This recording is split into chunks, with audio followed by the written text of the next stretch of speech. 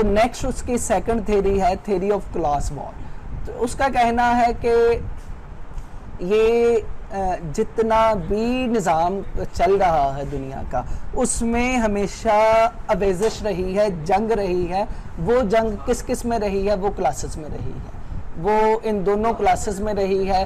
کبھی یہ master and sleeve کے درمیان رہی ہے, کبھی فیوڈل اینڈ فارمر کے درمیان رہی ہے, کبھی بورژوازی اور پرولیٹیریٹ کے درمیان رہی ہے. یہ جنگ ہمیشہ سے رہی ہے اور آگے بھی جاری رہے گی. تو یہ تھیری آف کلاس وار کی جو ہمیں یہ اپنی تھیری دیتا, تو اس میں یہی چیز ہے کہ مینز آف پروڈکشن جس کے پاس ہے وہ رولنگ کلاس ہے, اور جس کے پاس نہیں ہے وہ اوپریسر کلاس ہے.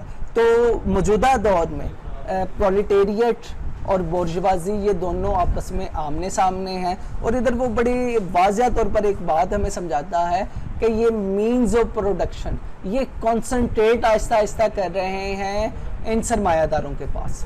آہستہ آہستہ ان کے پاس کانسنٹریشن ہوتی جا رہی ہے, ویلتھ آتی جا رہی ہے, اور ویلتھ سوسائٹی سے, ممالک سے ختم ہو کر ایک جگہ ان کا ارتکاز ہو رہا ہے. تو اسی بیس پہ یہ اپنی تھیری دیتا ہے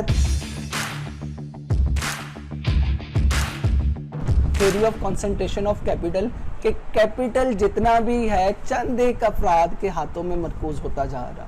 یہ موجودہ دور میں انڈسٹریل ریولوشن کی وجہ سے چند ایک سرمایہ دار وہ پیسے کو کنسنٹریٹ کر رہے ہیں اپنی طرف, اور ان کی مونوپلی قائم ہو رہی ہے. تو اس کی وجہ سے ایک آٹومیٹکلی ایک مسئلہ جو ہے وہ پیدا ہو رہا ہے, وہ یہ ہے کہ سوسائٹی میں سے دولت نکل کر چند ایک ہاتھوں میں مرکوز ہو رہی ہے, اور یہ چند ایک ہاتھ جو ہے یہ مائنورٹی میں ہے, اور میجورٹی جو ہے ان کے پاس ان کے بیسک نیسیسٹیز کو فلفل کرنے کے لیے ان کے پاس ریسورسز موجود نہیں ہیں.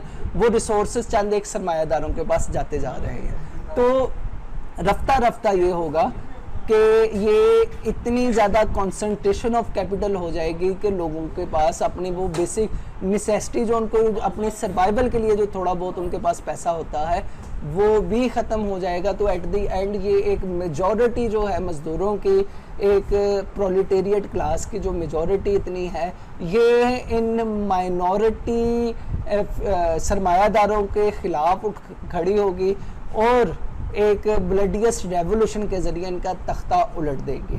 تو یہ اس کا جو نظریہ ہے, تو اس میں یہ سائنٹیفکلی اسے پروو کرتا ہے کہ سرمایہ دار وہ استحصال کر رہا ہے مزدوروں پہ.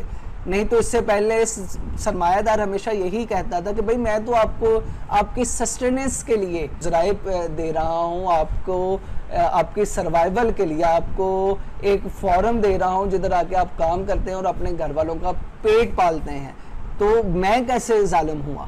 تو یہ اسے ظالم قرار دینے کے لیے اپنی تھیوری آف سرپلس ویلیو دیتا ہے